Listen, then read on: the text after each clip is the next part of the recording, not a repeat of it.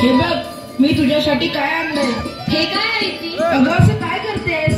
ही पुस्तके आहेत, या पुस्तकांचं वाचन कर. इश्श, आता या वयात कसं वाटल ते? हे बघ सावित्री, तू मला लग्नाच्या वेळेस वचन दिलं होतंस, आता नाही म्हणू नकोस. हे तुला करावंच लागेल. आजपासून तुझा अभ्यास सुरू. अहो, पण लोक काय म्हणतील? किती बदनामी होईल आपली. लोक तू करतील आपल्यावर. स्त्रिया या घरातल्या कामातच बऱ्या वाटतात, असं बाहेर जाऊन नाही हो. बरं असू द्या, ही पुस्तके राहू द्या बाजूला, मला लय काम आहे ती.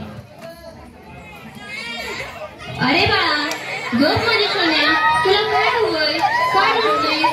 अगं बाई, ह्याचं अंग तू लय दाखलंय. हे पण घरी नाही, आता मी काय करू? सावित्री, अगं ये सावित्री, किती रडतोय तुझं बाळ? काय झालंय त्याला? होय पारू, रात्रीपासून लय रडायला लागले बघ. काय ठाऊक काय झालं या? अंग बी लय तापलं या. अगं सावित्री, अगं याचं अंग तर इस्तवणी तापलं या. होय गे पारू, आता मी काय करू? अगं सावित्री, ही तर भूतबाधा आहे, भूतबाधा. काय भूतबाधा? माझ्या लेकराला भूताने झपटलंय? नाही नाही, असं होऊच शकत नाही. होय सावित्री, असं झालंय. याच्या पापण्या बघ कशा लाल झाल्यात. मग आता मी काय करू? हे पण घरी नाही. अगं तुझं पोरगं लय तापलंय. आता रडत बसू नकोस, वेळ वाया घालू नकोस. आपल्या गावाबाहेर मांत्रिक बाबा आलेत, लय जालीम उपाय करतात ते. त्यांच्याकडे घेऊन जा त्याला. वाटलं तर मी येते तुझ्या संग. होय होय, चल लवकर, माझं लेकरू लय तापलंय. बाबा, ते बघा, एक बाई आपल्या बाळाला घेऊन येत आहे आपल्याकडे. म्हणजे आज आपली कमाई होणार. बाबा, माझ्या बाळाला वाचवा. बाबा, माझ्या बाळाला वाचवा. त्याचा विस्तवासारखं तापले. बाबा, काहीतरी करा. बाबा, काहीतरी करा. तुझ्या बाळाला भूतबाधा झाली. कसली भूतबाधा बाबा? बाई, तुझ्या बाळाला विहिरीतल्या भूताने झपटलंय. काय? विहिरीतल्या भूताने? मग काहीतरी उपाय सुचवा बाबा, मी माझ्या बाळासाठी काय पण करीन. बाई, तू काळजी करू नकोस. बाबांवर विश्वास ठेव, सगळं काय चांगलं होईल. थोडा धीर धर. कसा धीर धरू बाबा, कसा धीर धरू? तुला तुझ्या बाळासाठी बळी द्यावा लागेल, म्हणजे तुला एक बकऱ्याचा नैवेद्य द्यावा लागेल. ठीक आहे बाबा, मी माझ्या बाळासाठी वाटते ते करेन, पण माझं बाळ वाचलं पाहिजे. माझ्या बाळाला वाचवा बाबा. बाई, तुला काय करायची गरज नाही. तू फक्त पैसे दे, नैवेद्य आम्ही करू. ठीक आहे बाबा, मी वाटेल तेवढं पैसे देईन, पण माझं बाळ वाचलं पाहिजे. हे घे अंगारा, दिवसातनं 2 वेळेस लावत जा बाळाला. बाबा की जय, बाबा की जय. बाबा बोले, बाबा बोले.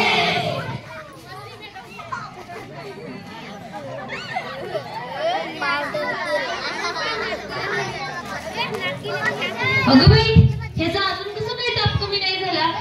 काल बाबाकडे जाऊन पण काय बी फरक पडला नाही. अगं किती रडतोय तो? तुला किती वेळा सांगितलंय त्याला दवाखान्यात घेऊन जा म्हणून, पण तू काय माझं ऐकू नकोस.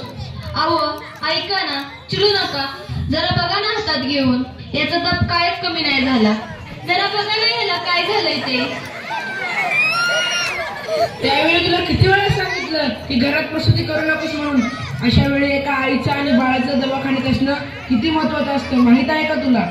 अहो, पण पुरुषाच्या हातून प्रसूती करताना लाज वाटते. कसं वाटतं ते? त्यावेळेस दवाखान्यात कुठल्या महिला डॉक्टर पण नव्हत्या. मी कशी करणार होते प्रसूती? अगं याचं अंतर तव्यासारखं तापलंय, अशी कशी गाफील असतेस तू? अहो, मग काहीतरी करा ना. दादा, लवकर जाऊन वैद्यांना बोलव. हे काय करतेस तू? मी याला देवाचा अंगारा लावते. बस कर सावित्री, हा सर्व अंधविश्वास असतो. अहो, जरा विश्वास ठेवा. हे बघा, याचा ताप कमी होतोय, कपाळ पण अगदी थंड पडलंय. या बघा ना जरा. उठ ना बाळा, उठ, डोळे उघड. हे बघ, तुझी मम्मी तुला बोलवतीये. उठ ना पिल्लू, आई तुला आवाज देते. उठ ना बाळा. काय झालं? अहो, याला काय झालं? हा उठत नाहीये आणि डोळे पण उघडत नाहीये. ए बाळा, उठ ना. काय झालं? अहो, काय झालं याला? हा सात गप्प काय?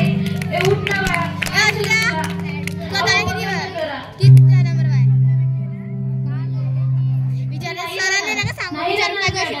मी शिकेन, मी नक्की शिकेन. कारण उद्या मी मोबाईल घरी नाही ठेवला चार्जिंगवर. आपल्या बाळाला मुकावं लागणार.